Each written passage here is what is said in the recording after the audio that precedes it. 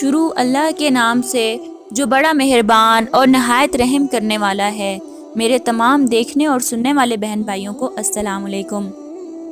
ناظرین اکرام، آج کا میرا موضوع ہے افطاری کروانے والے کے فضائل۔ کسی روزہ دار کو افطاری کرانا بہت بڑی سعادت اور اجر و ثواب کا باعث ہے۔ احادیث طیبہ میں اس عمل کی بڑی کثرت سے فضائل نقل کیے گئے ہیں، جیسے کہ فرشتوں کا رحمت کی دعا کرنا۔ حضرت سلیمان فارسی رضی اللہ تعالی عنہ نبی کریم صلی اللہ علیہ وآلہ وسلم کا یہ ارشاد نقل فرماتے ہیں کہ جس نے کسی روزہ دار کو حلال رزق میں سے کھلا پلا کر افطاری کرایا، اس پر فرشتے رمضان کی مبارک ساعات میں سے اور جبرائیل امین علیہ السلام شب قدر میں رحمت نازل ہونے کی دعا کرتے ہیں۔ سبحان اللہ۔ روزے دار جیسا اجر و ثواب کا حاصل ہونا۔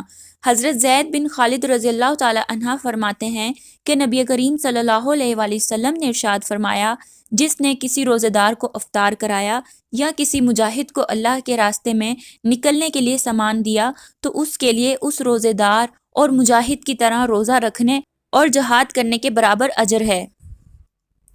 گناہوں کی مغفرت اور جہنم سے خلاصی۔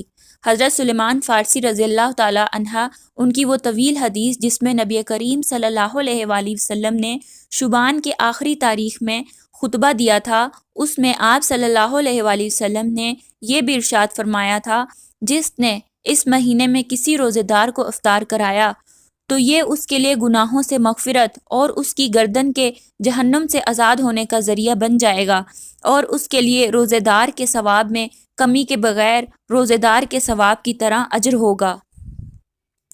حوض کوثر کا جام پلایا جائے گا۔ حضرت سلیمان فارسی رضی اللہ تعالی عنہ کی مذکورہ حدیث ہی میں نبی کریم صلی اللہ علیہ وآلہ وسلم کا یہ ارشاد بھی منقول ہے، جس نے کسی روزے دار کو اچھی طرح افطار کرا کر سیر کر دیا، اللہ تعالیٰ اسے میرے حوض سے ایسا جام پلائیں گے کہ وہ کبھی پیاسا نہیں ہوگا، یہاں تک کہ وہ جنت میں داخل ہو جائے گا۔ سبحان اللہ۔ ایک اور روایت میں ہے کہ کسی نے دریافت کیا، یا رسول اللہ صلی اللہ علیہ وآلہ وسلم، اگر کسی کے پاس زیادہ نہ ہو؟ آپ صلی اللہ علیہ وآلہ وسلم نے ارشاد فرمایا، روٹی کا ایک لقمہ یا روٹی کا ایک ٹکڑا بھی کھلا دینا کافی ہے۔ افطار کرانے والے کو یوں دعا دینی چاہیے، کسی کے یہاں دعوت کھائیں یا افطاری کریں تو اس کا شکریہ ادا کرنا چاہیے، جزاک اللہ خیرن کہنا چاہیے، اور حدیث کے مطابق دعا دینی چاہیے، اللہ کرے کہ آپ کے پاس روزے دار افطار کریں، آپ کا کھانا نیک لوگ کھائیں اور فرشتے آپ پر رحمتیں بھیجیں، آمین۔